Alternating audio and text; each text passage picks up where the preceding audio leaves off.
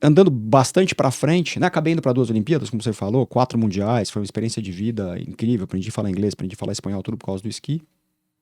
Mas caminhando lá, sei lá, uns 15 anos para frente, quando eu me tornei headhunter, aí sim era uma obrigação minha analisar as pessoas e avaliar o porquê que a pessoa X virou CEO de uma empresa e porquê que a pessoa Y, que fizeram a mesma faculdade, virou um gerente.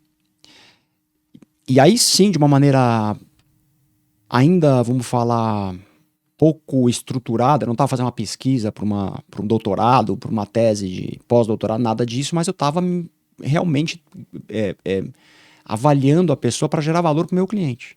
Por que eu vou indicar esse candidato ou essa candidata e não vou indicar esse? E eu comecei a armazenar esses dados literalmente dentro do meu HD, do meu computador, e isso começou a gerar dados. Fiquei 16 anos como headhunter e fiz mais de, né, como você falou, 5.000 entrevistas para processos de recrutamento e seleção. E chegou um determinado momento, eu falei, caramba, eu tenho dados suficientes aqui para realmente identificar o que um candidato tem a mais de melhor do que o outro. E claro que o mundo da performance, independente de qual performance você está, se você é um músico, se você é um artista plástico, se você é um arquiteto, um engenheiro, um profissional, um executivo de mercado, um dono de empresa, um empreendedor, ou um atleta, tem características comuns ali. E aí eu me dei conta que, a minha carreira esportiva tinha valor para essa minha análise de performance como um todo. E aí eu decidi escrever o livro porque os adjetivos são muito parecidos, independente de que mundo você circula, em que ambiente você circula, as pessoas de performance têm características, adjetivos que são meio que os mesmos, assim. Então, no mundo executivo, no mundo de empreender, no mundo esportivo, você precisa ter foco. As pessoas que dão certo têm muito foco. Elas sentam e fazem o que tem que fazer. De maneira eficiente e prática. Precisa ter resiliência, porque essa pessoa vai errar bastante. Então, quando a gente, né, acabamos de ter a Olimpíada de Paris e vamos ter os Jogos Paralímpicos agora, a gente vê ali o máximo do máximo. Mas para você chegar numa Olimpíada, você tem que errar muito. O objetivo quando você chega numa Olimpíada é você errar o menos possível naquela sua apresentação, seja ela na natação, seja ela na ginástica olímpica, seja ela no atletismo. Quem errar menos vai levar a prova.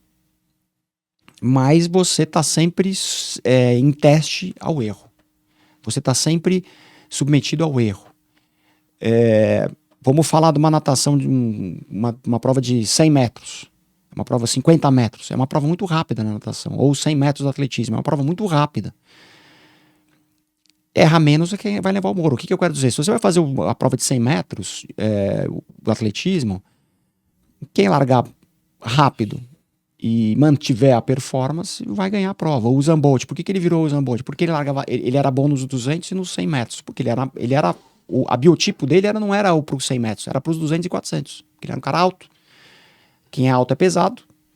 Quem é pesado corre mais devagar.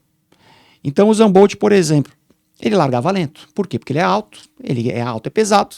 Ele largava devagar, mas aí ele conseguia, do meio para o final da prova, ganhar muitas passadas. A passada dele era muito mais eficiente. Ele passava todo mundo e ganhava. Mas o erro dele, ou a fragilidade dele era na largada. Então eu comecei a ver que todo mundo está sujeito ao erro. E que quando você erra, te gera medo. Então as pessoas de altíssima performance, independente do mundo que elas atuam, elas conseguem controlar bem o medo. Porque conforme você vai errando, vai te criando cascas. Pô, eu não posso errar de novo. Não posso errar de novo. Aí você começa a se julgar. Pô, será que eu sou burro porque eu tô errando de novo?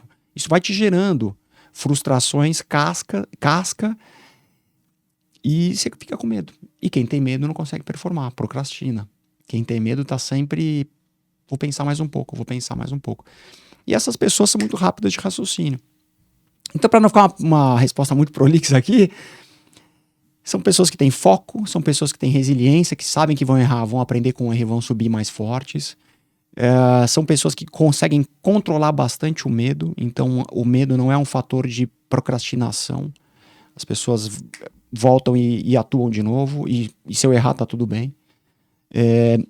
Tudo isso são conjuntos, são qualidades de pessoas que têm altíssima performance, independente do mundo que elas estão.